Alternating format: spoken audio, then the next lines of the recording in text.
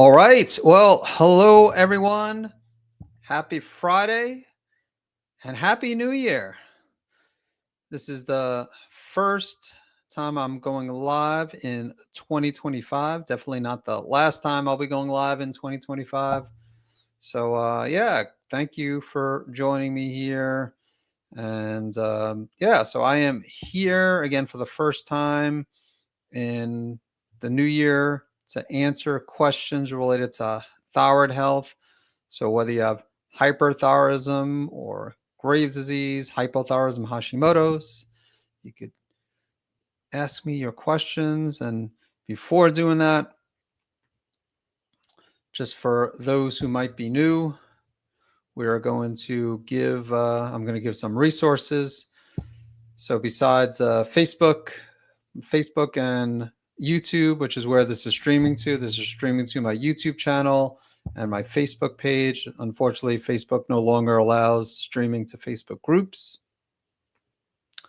So my podcast, SaveMyThyroid.com. If you haven't done so already, definitely check that out. I have released 2 episodes a week related to thyroid health and a little bit more focus on hyperthyroidism, just because most of the podcasts out there, or just about all the podcasts, focus on hypothyroidism and Hashimoto's. But most of the episodes, I'd say like 80% of the episodes will benefit those with either hyper or Hashimoto's, hyperthyroidism or Hashimoto's. And then I have my main website. So the podcast was released about 3.5 years ago in summer of 2021. In 2010, spring of 2010, so almost 15 years ago is when I released my website, or created my website, my first website, naturalendocrinesolutions.com. Again, SaveMyThyroid.com is from 2021. And so on naturalendocrinesolutions.com, you can find hundreds of articles, blog posts related to thyroid health, thyroid autoimmunity. And then I do have a supplement line, which is Thyroid Save. You can check out at thyroidsave.com. And some additional resources. I have 3 thyroid health related books. My first book, Natural Treatment Solutions for Hyperthyroidism and Graves' disease, was released in 2011. And 2023, fall of 2023, released the 3rd edition. 2018, I released my book, Hashimoto's Triggers. And then my most recent book, The Hyperthyroid Healing Diet, was released in spring of 2024, so almost a year. And there's a few other websites. Again, YouTube. This is already live streaming to my YouTube channel, SaveMyThyroid.com/quiz if you want to take my thyroid saving quiz.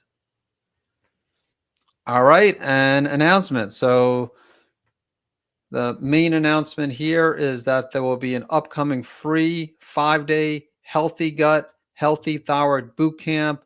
Really, in order to have optimal thyroid health, you need optimal immune system and not, well, I mean, you need a healthy gut. So for those with Graves and Hashimoto's, these, of course, are more so immune system conditions and thyroid conditions, and most of the immune system cells are located in the gut.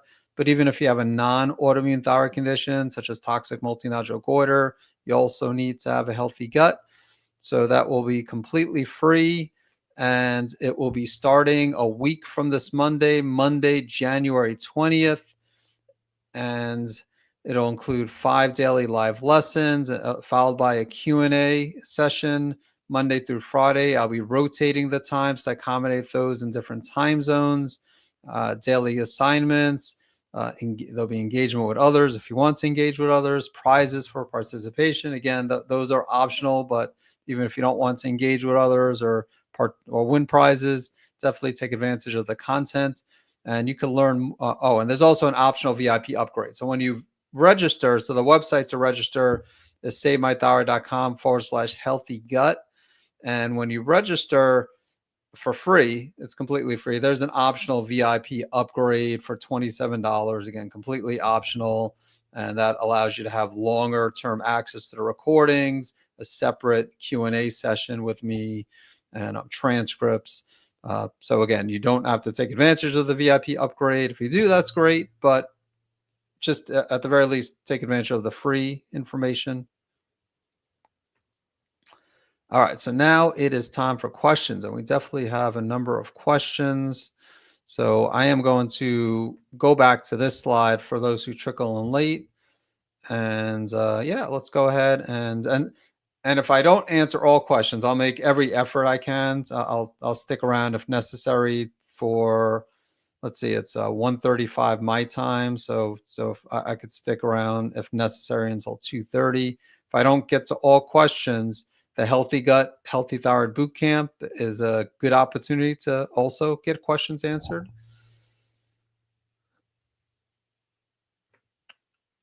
All right, so Nakia says, "Hello, doctor. Recently diagnosed with Graves and hyper and TSH 0.03. So, yeah, not sure if you have a question, Nakia, but yeah, definitely. I would also make sure that you attend the free boot camp and take advantage of the resources that I provide. And the good news is Graves' disease can be reversed. I mean, I again, I'm living proof. I had Graves diagnosed in 2008, been in remission since 2009, and been helping many others since then. Again, over 15 years now. The website naturalendocrinesolutions.com is not quite 15 years, but I was helping people even prior to that. Uh, yeah, hard to believe. Well, long time ago. But let's see. We have Amy here. So, Amy, hi, doctor. Thank you for all your resources. I found it also helpful from, since being diagnosed last month. Well, thanks, Amy. Appreciate that. Glad you found the information to be helpful. If you have any questions here, definitely let me know, and I'd be happy to answer the best that I can. Oh, and then doctor said, kill thyroid or pills. I said no. How do you help with anxiety? So yeah, anxiety. I mean, again, I agree with not killing the thyroid. I took bugleweed to lower the thyroid hormone. So with hyperthyroidism, you need the anxiety is pretty common, mainly due to the elevation in thyroid hormones. Now, the gut could also play a role in anxiety, but if you're a hyperthyroid, then you want to do things to lower the thyroid hormones. And if you don't want to take medication, then which again I didn't do, but a lot of my patients do. A lot of my patients with Graves or non-autoimmune hyperthyroidism take medications such as methimazole, but doing things to lower the thyroid hormone levels can greatly help. And again, bugleweed is what I took because I also wanted to avoid the medication. All right, so Olga here says my endocrinologist is claiming that 2.5 milligrams every other day of the methimazole won't even get into my system. He is saying that I need at least 5 milligrams every other day. Thank you. I mean, it depends on the person. I mean, most people don't start off, most people take the antithyroid medication, don't start out with that small of a dose. I mean, every now and then that's the case. So, but there are people that start out with 5 milligrams a day, which is usually that's usually on the lower end when starting out. And then they might, if that's too much, then yeah, it's actually not uncommon for someone to gradually decrease to 2.5 milligrams every other day. So if someone were to start with 2.5 milligrams every other day, would that be okay? Maybe. It's again depends on the person, depends on the severity of the hyperthyroidism. But yeah, I mean it's not true that it won't get into your system because again, I've had many patients take half a tablet essentially of the methimazole. So many have taken it daily, but a good number also have gotten to the point where they're taking it either every other day. Some people once or twice a week, and it still seems to help. So yeah, I definitely disagree with the practitioner. And just to add to that, I am very careful with the dosing, as previously the endocrinologist got me to being hypo in less than 2 months, and I lost a lot of hair as a result of that. Yeah, it's pretty common for them to recommend higher doses of methimazole. They're very scared about the patient being hyper, so they tend to overdose. They rather someone become hypo than remain hyper, and yeah, unfortunately sometimes they give really high doses, like 40 milligrams. But for some people, even 20 milligrams, which is kind of a middle dose, that could be extreme for some people. Stay in your lane. Hello, hello. Thank you for joining us. Happy New Year. Again, everyone, Happy New Year. Thanks for joining me on this Friday.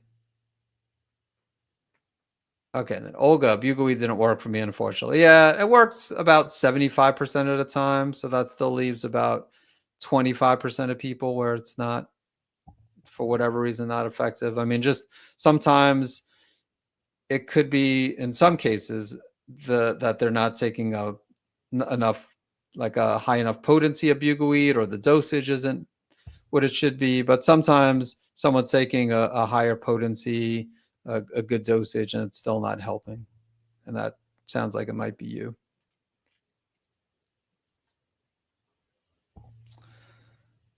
Can a virus trigger thyroid eye disease? What are your thoughts on Tepezza?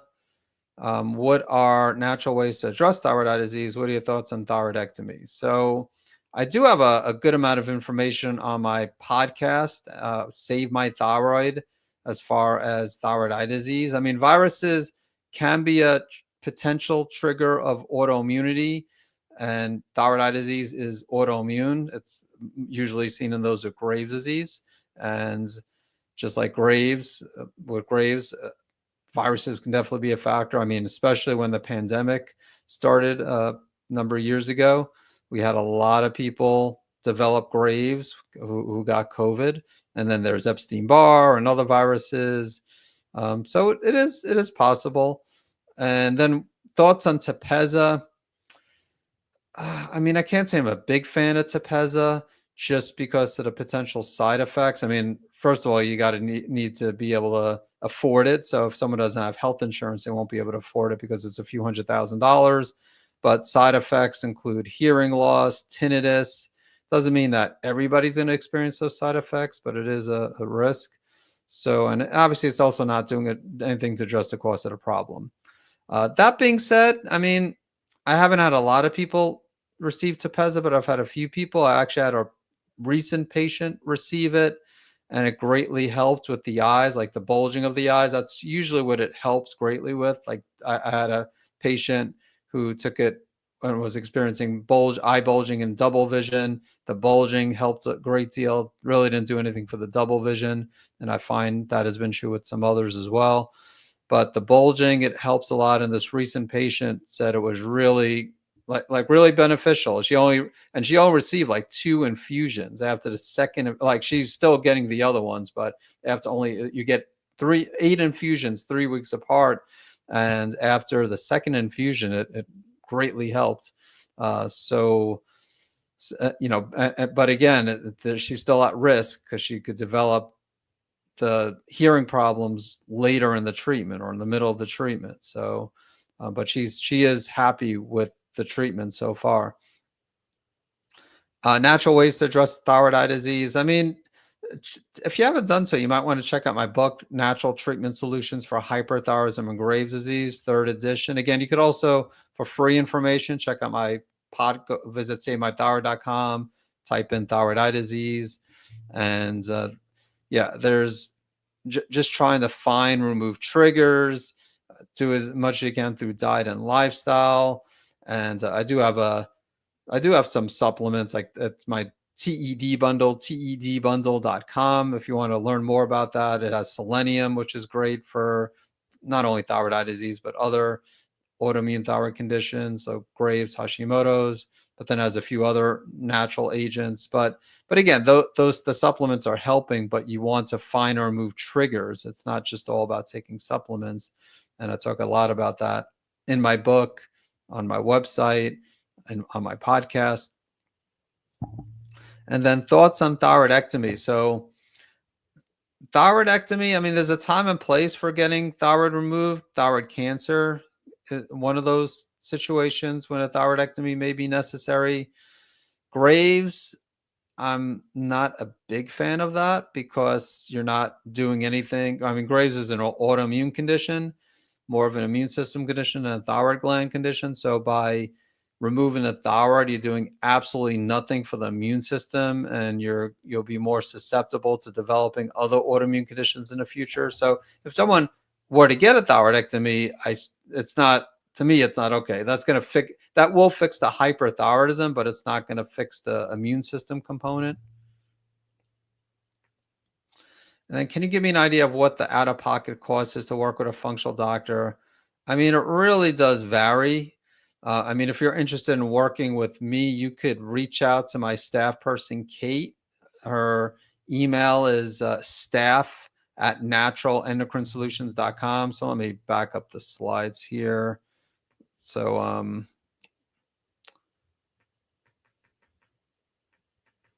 yeah, so here's my website, Natural Endocrine. So if you put staff@naturalendocrinesolutions.com, she's not available today. She's off on Friday, but she'll be back on Monday. So you could speak with her, but the cost will vary. I mean, we're definitely not inexpensive. Some people will be less expensive than us. Others will be more expensive. And yeah, so, yeah, I mean, it definitely costs money to work with a practitioner, not just the time involved that they charge you for, but then also doing any necessary testing, which also depends on the person, and supplements and all that good stuff. But like I said, feel free for more specific information to reach out to Kate. Yeah, I could also, for those two, let me see if I could, hold on just a sec.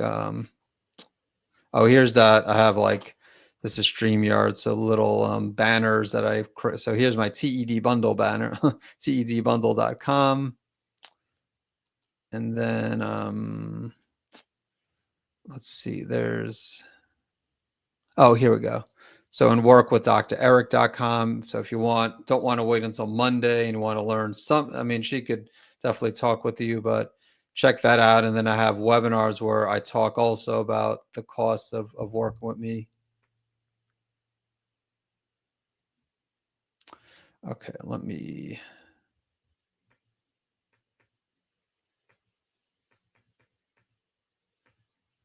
get back to the comments here.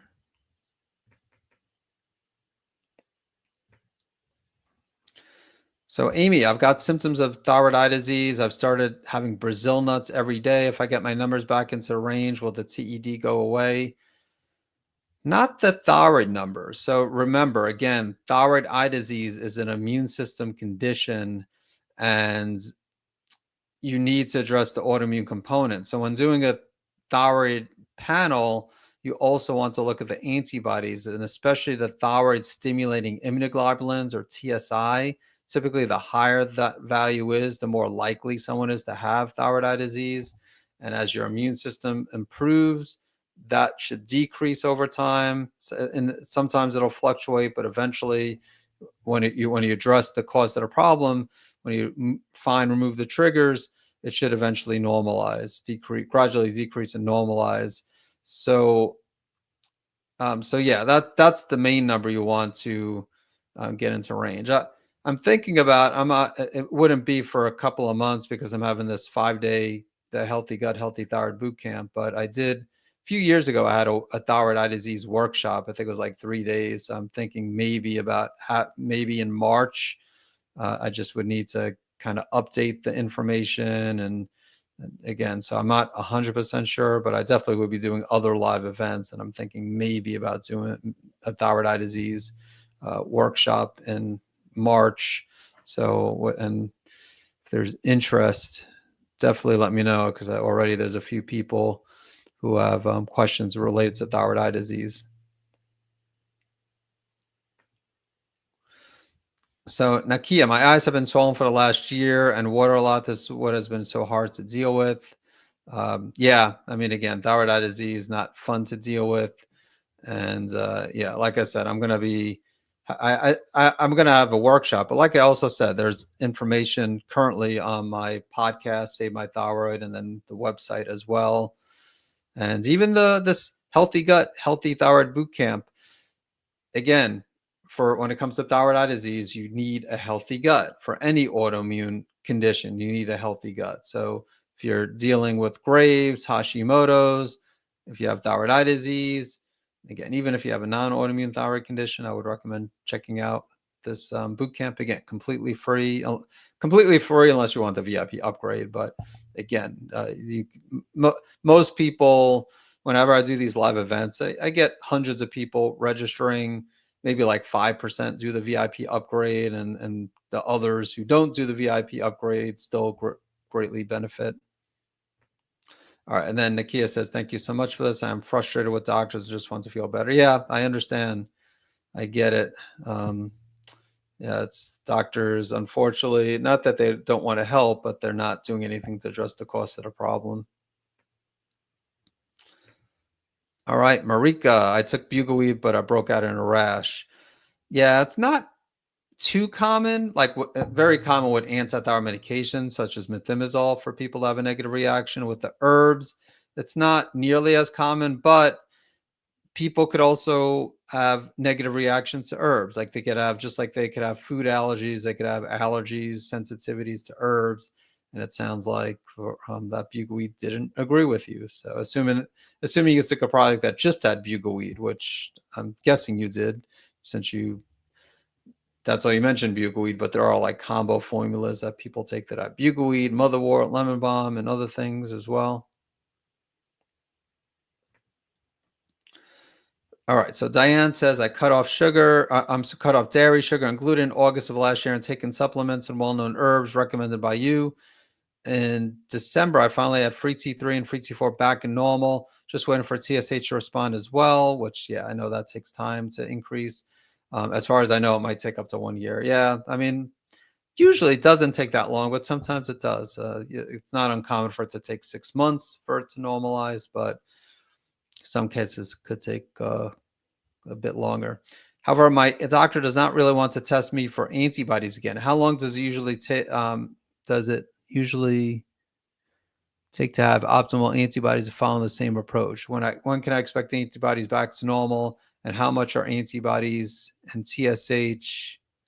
I'm not sure. The rest of the message got cut off. I do have a thyroid antibody series on my podcast. So that might be something that not just you, but others want to check out. That's a 6-part series. I just released part 5, again, savemythyroid.com. So check that out. And yeah, unfortunately, a lot of doctors don't want to test the antibodies because they're not doing anything to improve the person's immune system. But yeah, I, of course, do like to test antibodies. And as far as when could you expect antibodies to get back to normal, depends on the person. Some people, I mean, I would say at least, I mean, a minimum 6 months, but honestly, most of the time, like it's like a 9 to 15 month window to get those antibodies normal, sometimes longer than that. Again, it's all comes down to finding and removing triggers. And then what about sweeteners? Are honey or maple syrup a no-go for us, or some of them better? Yeah, I mean, an autoimmune protocol does allow some pure honey and maple syrup, like small amounts, so you don't want to overdo it. But yeah, I mean, depends on the person. I mean, I'm always going to say that, but most people can have small amounts of honey and maple syrup, or honey or maple syrup. Sometimes honey and maple syrup. Sometimes both, sometimes just one. Nakia, one doctor suggested low dose naltrexone. Do you suggest or know about this? Oh yeah, definitely do. I have blog posts, articles, as well as podcast episodes talk about LDN. So LDN, it's a medication, does require a prescription, and it modulates the immune system. So it's not addressing the cause of the problem, but by modulating the immune system for those with Graves, it could potentially lower the thyroid hormones. For someone with Hashimoto's, where the immune system is damaging the thyroid and potentially leading to lower thyroid hormone levels, that could help with that. Now, again, if you have damage to the thyroid gland, the LDN won't reverse that, but it can stop that autoimmune process. The problem with LDN, it's hit or miss. It doesn't always work, but for some people, it's definitely worth a try. And you can check out my podcast episodes where I talk about this.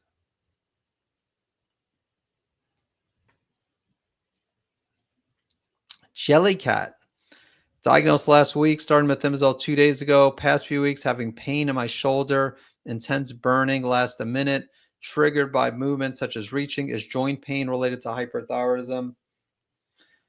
Um, Not necessarily related to hyperthyroidism, meaning that it's not like a classic symptom, but in some cases that could happen. Now, a few things. One, you want to make sure it's not related to the methimazole, because methimazole in some cases can cause joint pain.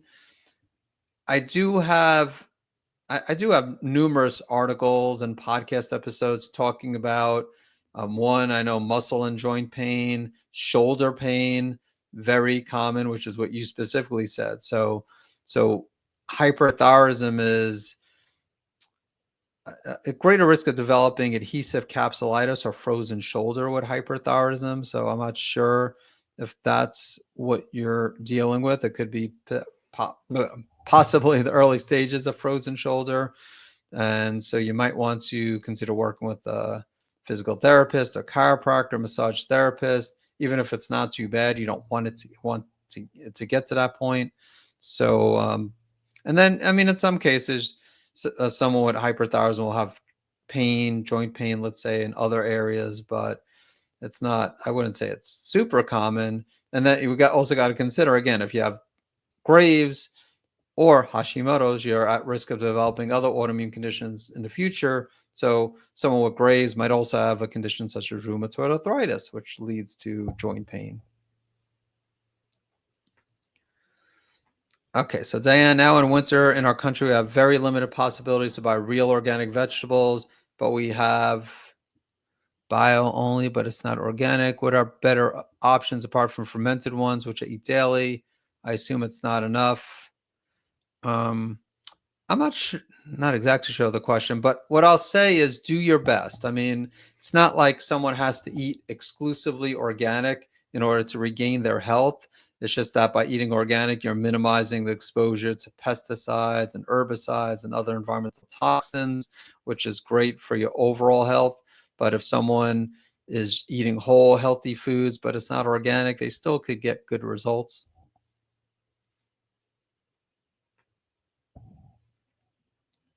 Amy asks, how do you find your triggers? So you find your triggers by, I mean, when you work with someone, they'll go over like a comprehensive health history. So that is one way. Another way is testing, doing certain tests, especially like functional medicine tests, like adrenal testing, looking at doing like a comprehensive stool test, testing for infections. Again, check out my series, the series on lowering antibodies, lowering and normalizing thyroid antibodies. That's all about finding triggers, really. So there's food triggers, like lowering antibodies by finding food triggers and removing food triggers. Stress, there's one on stress, there's one on environmental toxins, one on infections, one on healing the gut, which I'll expand on during the Healthy Gut, Healthy Thyroid Bootcamp. So what I would say, Amy, is maybe over the next week, check out the podcast series on thyroid antibodies that you can find at SaveMyThyroid.com. Register for the 5-day Healthy Gut, Healthy Thyroid Bootcamp, and that at least should get you started and give you a better understanding about how to find and remove triggers. Okay, we got Wing Fung. So taking methimazole for a little more than 2 months, 20 milligrams at the very beginning, then taper, now taking 5 milligrams a day. My last blood test shows TSH was 11, which is pretty high. Free T3 and T4 in range. Why is my TSH so high? Well, you might not need, I mean, still 5 milligrams is a low dose, but that you might not need the 5 milligrams. Maybe you need half a tablet, like 2.5 milligrams. Also, I'll say, I mean, I don't know, like, I don't know, I know you're free T3, free T4 in range, but I guess your diagnosis, I would wonder, well, making sure, do you have Graves, or did they, because again, like Graves is characterized by elevated thyroid stimulating immunoglobulins, but a lot of people have antibodies to Hashimoto's, and there's what's called Hashitoxicosis, where someone has hyperthyroidism, and they have negative Graves antibodies, a positive Hashimoto's antibodies, so thyroglobulin and or thyroid peroxidase antibodies. And if that's the case, you might actually have Hashitoxicosis, but might have been diagnosed with Graves. Some people have been diagnosed with Graves when they really have subacute thyroiditis, which is viral induced and doesn't involve an elevation in thyroid antibodies.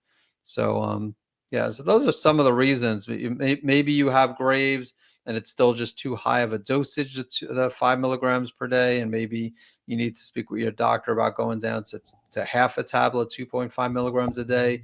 Maybe you have Hashitoxicosis and not Graves' disease.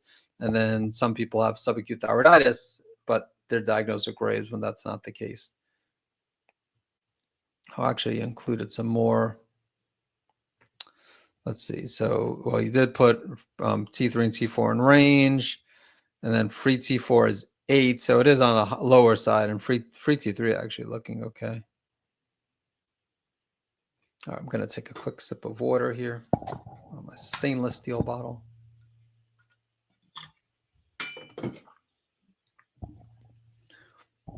I use a glass of water, just like clumsy and scared of knocking it over. There is a glass. I used to have a bottle like with like a padding from Life Factory, I think it was. But honestly, I just like what I just like drinking out of this better. Just other one was okay, but let's go to Louisa here, who asks, can H. pylori cause thyroid issues? So H. pylori, there is in the research evidence that H. pylori could be a factor in both Graves and Hashimoto's, not directly affecting the thyroid, but affecting the gut, which is a factor when it comes to autoimmune thyroid conditions such as Graves and thyroid, or Graves and Hashimoto's. I'll talk a little bit about H. pylori in the Healthy Gut, Healthy Thyroid Bootcamp. So if you're not registered, again, visit on the bottom of the slide, savemythyroid.com/healthy gut. Thank you very much for the information. The eye workshop would be amazing. Yeah, I'm strongly considering it, just because it won't, like, the Healthy Gut, Healthy Thyroid Bootcamp probably will have like 400 or 500 people register. Something like the Thyroid Eye Disease Bootcamp, I'm not sure, or workshop, whatever I decide to call it. I think last time it was a workshop, but it was only 3 days, but it was, I forgot how many people register. Maybe I'll get like 100 or so, 150, but it's still, it's still, I think, important to obviously, it's, yeah. And sometimes, honestly, I like the smaller, I like having a lot of people for my ego, like having a lot, like 500 people attend one of my boot camps, but it's in a way nice when there's not as many people. So it's sometimes hard to keep up with a lot of people. I was thinking about charging for the boot camp, like having a very small fee for this one, and I decided I'll just, since it's the first one of the year, and this January is Thyroid Awareness Month, I figured I'd make it free. Okay, Ray also says, I'm interested in the TITD workshop. Okay, good to know. I might also bring that up next week during the Healthy Gut, Healthy Thyroid Bootcamp, kind of plant the seed for that. So if a virus is the cause of Graves' disease, how do you address it as a trigger? I'm trying to wrap my brain around this virus is eventually going away on their own. In many cases, you're just living in harmony with the viruses. You're not, like, for example, Epstein-Barr, you're not going to get rid of Epstein-Barr from your body. It's intracellular. Once you have it, you have it. And it doesn't matter what you do. Like, you could take antivirals, you could take natural antiviral agents, you could do things like ozone and UV light. You're not going to completely get rid of Epstein-Barr. And it might be the same with COVID. I'm having, in October of last year, I had a thyroid summit. It was called the Save My Thyroid Summit. I'm relaunching it, so I'm having it again in May with some new speakers. There'll be some repeat speakers, but some new ones in May of this year. And I just interviewed Dr. Evan Hirsch, who's going to be one of the newer speakers. And he was talking about COVID and how it's like, it seems like it persists most of, maybe not all the time, but most of the time. And just, I was asking, are you really just trying to live in harmony with COVID and other viruses? And again, I know with Epstein-Barr that's the case, and cytomegalovirus. And so really want to do things to optimize your overall immune system health, because I look at viruses more as an immune system problem than a thyroid problem, just because you can't necessarily get rid of all the different viruses. So Christy was diagnosed with Graves. Last week after a 5-day hospital stay. Thyroid was negatively affecting my heart. Yeah, I'm so sorry, Christy. Yeah, it's again, Graves is definitely not fun to deal with. Yeah, and being in a hospital for 5 days, that's a long time. But I sounds like maybe you're no longer in the hospital and hopefully stable. And thank you for attending this call. Again, thanks for everyone for attending this call.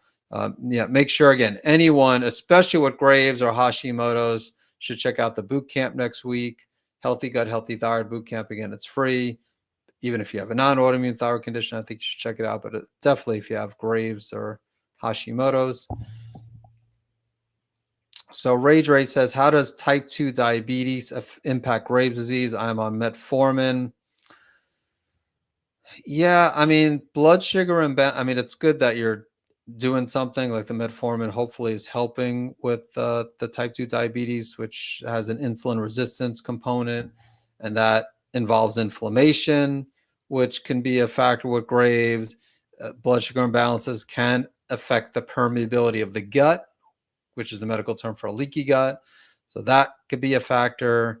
So yeah, I mean, it's just that I don't know if you could say it's like a direct trigger, but it could be in some cases a contributing factor. And the inflammatory component of type 2 diabetes or insulin resistance can definitely be a factor when it comes to Graves. So Hal says, I have Graves' disease and recently had a gastrointestinal bacteria test, and the result was that Prevotella was 96% of the biomass in my lower tract. Can you comment on bacteria overgrowth with Graves?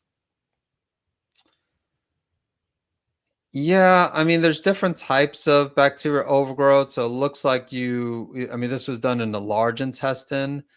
And I mean, Prevotella, there's a few, like when you look at, there's different types of stool tests. So one that I like is the GI map that looks at Prevotella and other opportunistic bacteria.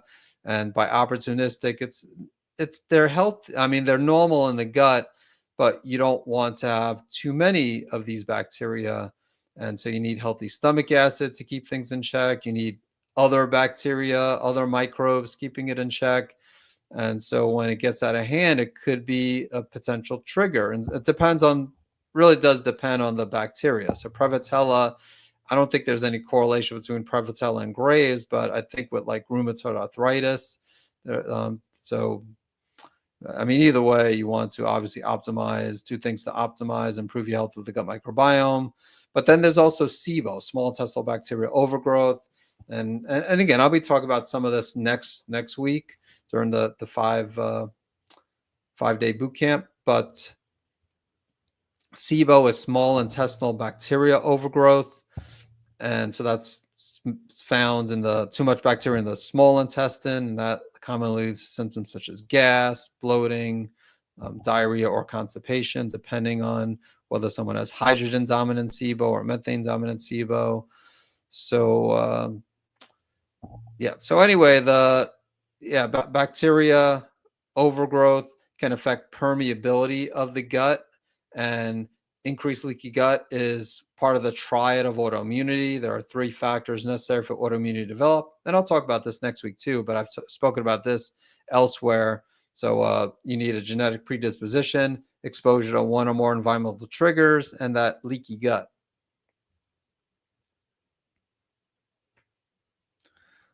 All right, we have Angie here. So Angie, I'm currently on 6.25 milligrams of methimazole. Start on 5 milligrams back in September after diagnosis in August. My T3, T4 have gone into normal range, but my TSH is still non-existent. I purchased the motherwort, lemon balm, and bugleweed tinctures, but I'm afraid to incorporate these while on methimazole, but also not want to stop the methimazole. Any suggestions?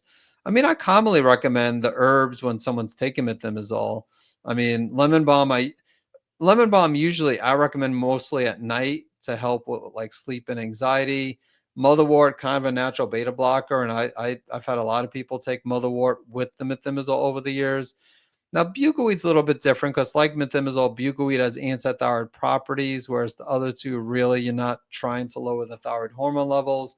So I've had people take buckwheat and methimazole. I usually just have them space it out, take it maybe like 30, 45 minutes apart. And then you just want to monitor the blood tests because if someone's taking both of those and their numbers are becoming more on the hypo side, their TSH getting higher, thyroid hormones getting lower, again, I know your TSH is non-existent right now, but let's say you added the bugleweed and you start becoming hypo. Again, I can't tell you what to do, but ideally, the person would want to reduce the dose of methimazole and stay on the bugleweed because that's why they're taking the bugleweed to try to not rely as much on the methimazole. But yeah, anyways, so I could understand not wanting to stop the methimazole. And yeah, even if I was able to tell you to stop it, I wouldn't tell you to stop because not everybody responds to the bugleweed too. So I think that's a good reason. If someone's taking a methimazole and they want to take bugleweed, take both at the same time, space it out 30 to 45 minutes.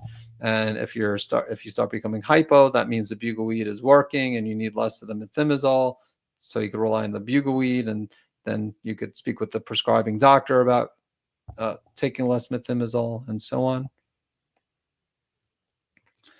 All right, so wing, TRAB is elevated. So TRAB is TSH receptor antibodies. So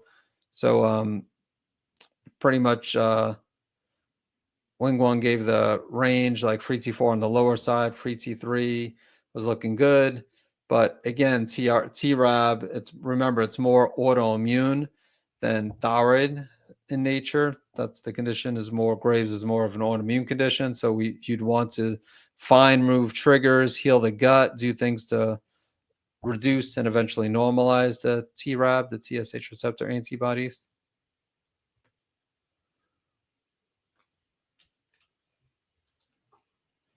All right, thank you. I'm dealing with H. pylori right now. We'll be signing up for the workshop or the boot camp. Yeah, and just released the boot camp registration. So it should be smooth. If there's any problems, let me know. Definitely send an email, info@naturalendocrinesolutions.com if there are any issues registering. So I've tested it out, but today is the first day I'm letting others know about it. And for those on Facebook, there's a separate Facebook group associated with the boot camp too. Oh, I need to put together an introduction thread. Let me while it's on my mind here, else I will forget.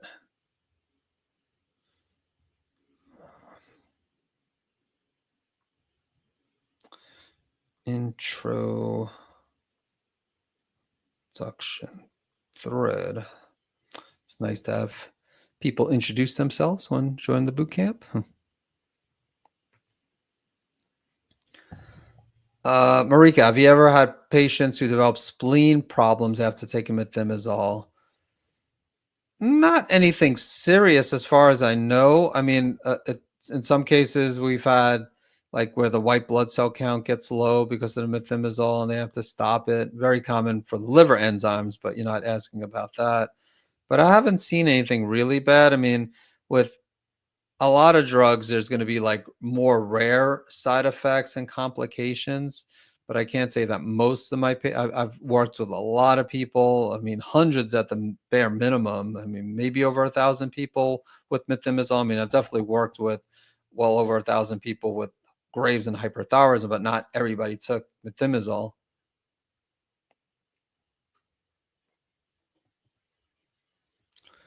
And then Angie Lee says, I swear that the COVID I had in April 2021 and then long haul COVID for the next year and a half caused Graves for me. I've not been the same since COVID. Oh, yeah. I mean, COVID definitely, I mean, it's even in the research. If you go into PubMed, PUBMED, type in COVID and Graves, that you'll see it in the research. And I definitely, excuse me, bless me.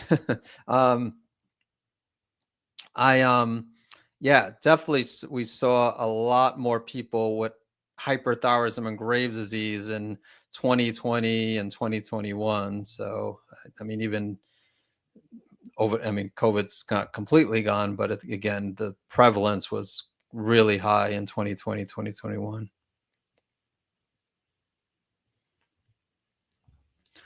Yeah, and I will say, the summit interview I did with Dr. Evan Hirsch, we actually spoke about long haul COVID because that's like his expertise. So, so he's a good one, also good practitioner to follow for COVID, long haul COVID. So his last name Hirsch, I believe. First name Evan, and yeah, so we're going to go about another 15 minutes. And if I don't get to all questions, again, check out either way, even if I get to all questions, attend the Healthy Gut, Healthy Thyroid Bootcamp, because again, there's going to be material presented as well. It's not just going to be about answering questions. But Abiola says, my levels are normal, T3, T4, TSH, 6 years now, but I still have the symptoms, tremors, weight loss, a bulging left eye, insomnia.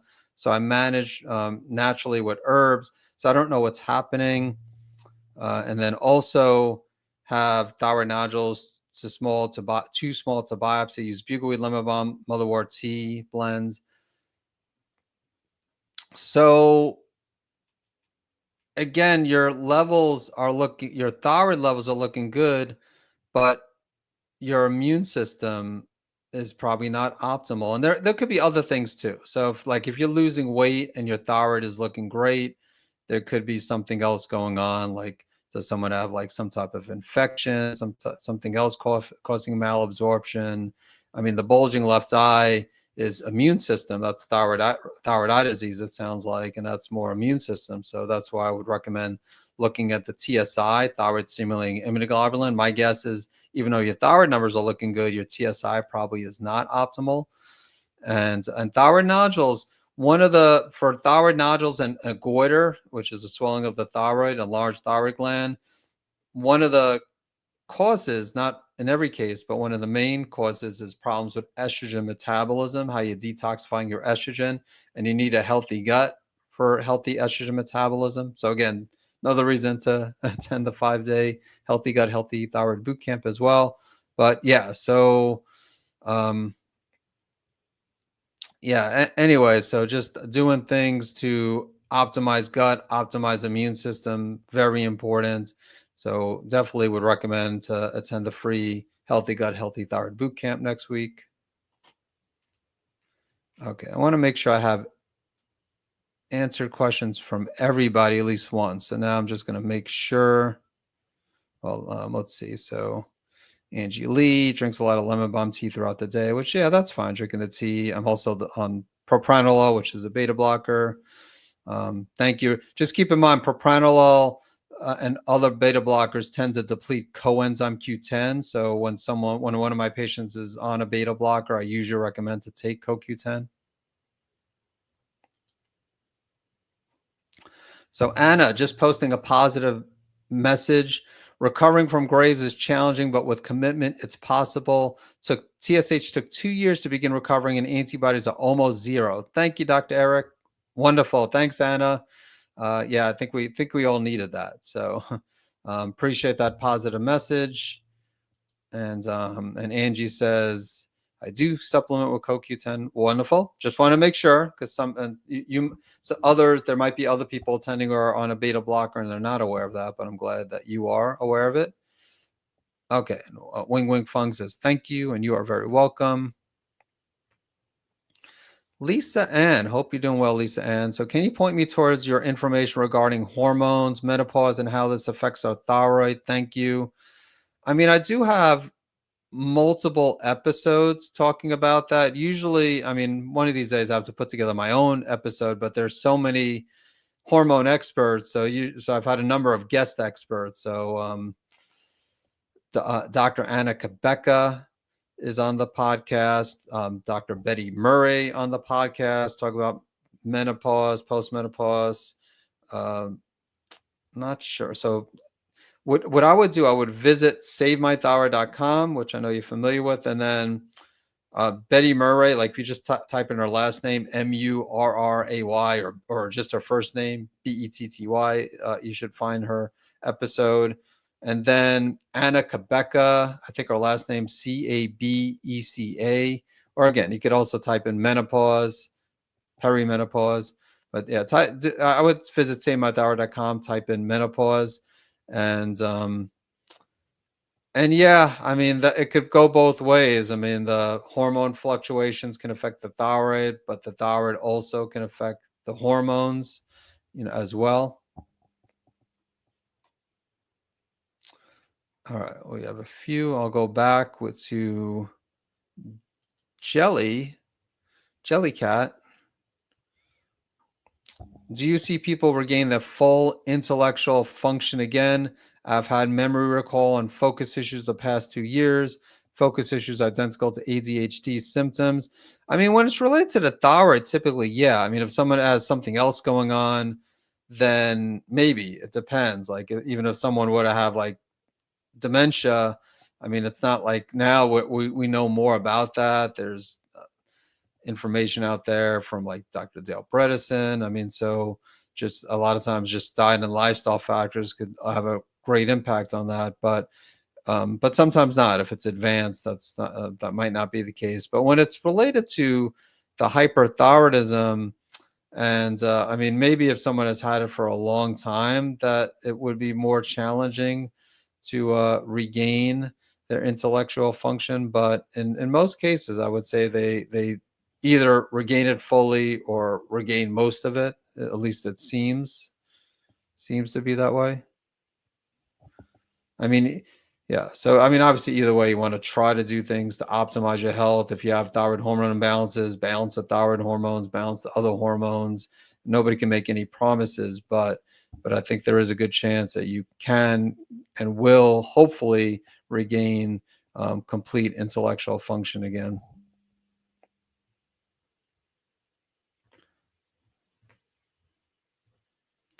All right, Lisa. Thank you, Dr. Eric. See you at the boot camp. All right, wonderful. Yes, definitely register. I want to see you there, Lisa, and want to see everybody there. Are there any last questions before I call it a day?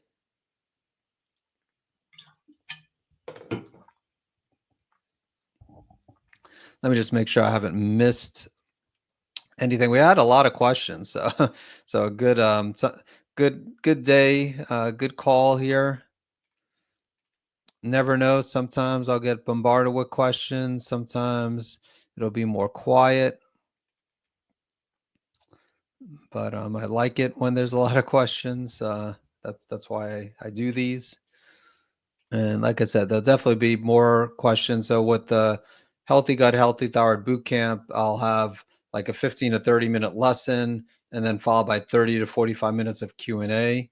So I would block out about an hour or so. Might run a little bit over, but typically like an hour and 15 minutes to go through material and then also answer questions. All right, looks, well, hold on. We do have a couple of more. Okay, so. All right, so Amy said, thank you so much for this Q&A. I've signed up for the boot camp. Can't wait. Thank you. And then Angie Lee, sorry if I missed this, but will this be recorded if I'm unable to attend live? Yeah, now the free boot camp includes access for the week, for the entire week. If someone wants access to, so if you can't attend, you could watch the recording like later in the day, like the next day or something like that. But if like someone's on vacation and they can't access it that entire week, then they'll want to do like the VIP upgrade. That's $27. I made it pretty reasonable, and then you'll get like 1 year access to recordings and a separate Q&A as well. Embarrassed to ask, will my hair grow back? Just about always the answer is yes, unless if someone has like another autoimmune condition, alopecia areata, then in those two cases, then it might not grow back, but very rare. Usually it could take months, which I know is frustrating. Most of the people I work with are women, but hair usually grows back. Okay, so there's going to be two more questions I'm going to answer, and then I'm going to call it a day. Michelle and Stephanie. So I'm going to start with Michelle. What if TSH is finally increased to low ends and free T3 and free T4 is normal range, but both Graves and Hashimoto's antibodies should still treat thyroid naturally and heal the gut?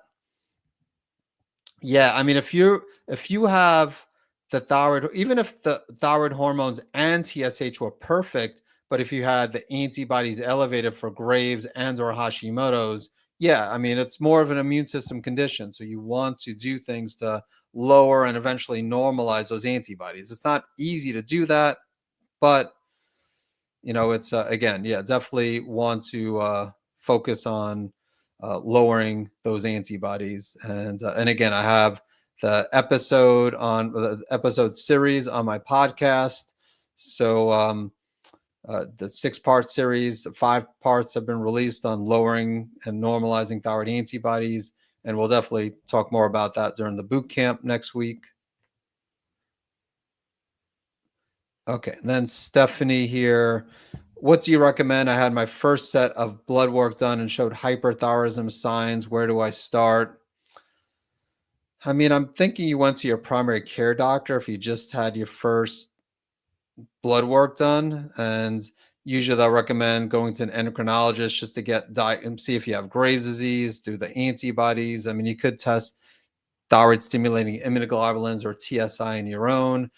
But I would say start with diet and lifestyle. I mean, I would say look into, I mean, for free stuff, definitely check. I mean, you could check out the Healthy Gut, Healthy Thyroid Boot Camp. I would say it is basic, like it's both basic and some advanced information. But for someone who's new, they definitely could take advantage of that. Also, my book, I would say spend whatever it is. I don't know how much it is, $15, $20. Natural Treatment Solutions for Hyperthyroidism, Graves' disease, 3rd edition. I mean, I do have a book on the diet, hyperthyroid healing diet, but I would start with the Natural Treatment Solutions for Hyperthyroidism, Graves' disease. Make sure it's a 3rd edition, and I think you'll find that helpful. And yeah, so that, and like I said, plenty of free information on the podcast. The thing about the book, obviously, it's organized, and I just updated it a little over a year ago. Yeah. All right, and then Angie Lee says, "Thank you for all you do. I know when I first found you and your podcast was truly comforting during a very hard situation. Thank you again." All right, I'm going to ask. I know I said it'd be this is going to be the last question. This is quick. So Marika, I bought your book, but I haven't read it yet. So thank you for buying my book. Could you please tell me 2 things? In your experience, is cocoa and dark chocolate bad for Graves' disease? If so, why? I'm a chocoholic. I'm not going to really go into detail, but why? Like I would say that usually you're going to want to avoid initially cocoa and dark chocolate if you're following like an autoimmune type protocol, like an AIP diet. In my book, if you got my more recent book, The Hyperthyroid Healing Diet, I should talk about that in the book, chocolate and cocoa. And there's an article on my website. If you visit naturalendocrinesolutions.com and type in chocolate, you'll learn more about that.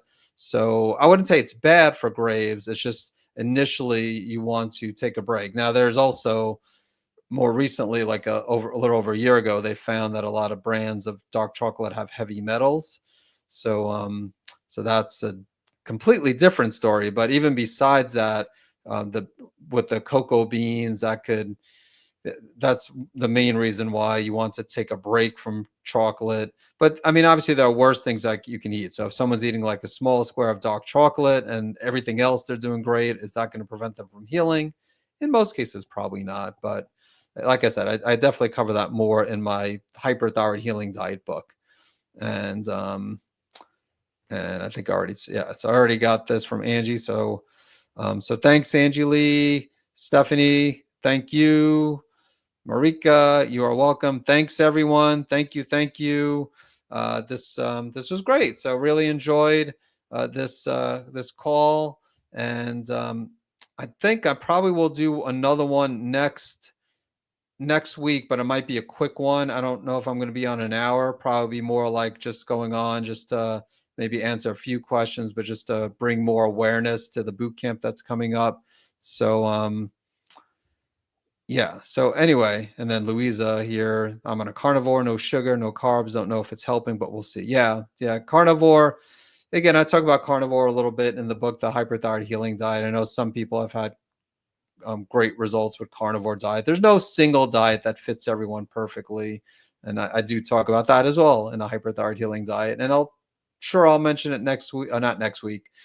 Keep on. Originally, I was going to have the boot camp this Monday, and then just was behind. So it's going to be a week from this Monday on January 20th. So Diane, you are welcome. Thank you again, everyone. Thank you so much for attending. Hope you have a great rest of your Friday, a great weekend ahead. If you haven't done so already, visit savemythyroid.com/healthy gut to register for the free 5-day boot camp. Look forward to, again, I might see you next week on Facebook for a little bit, but hope to see most, if not all of you during the boot camp the week of January 20th. So again, thank you so much. Everyone take care, and I'll see everyone soon.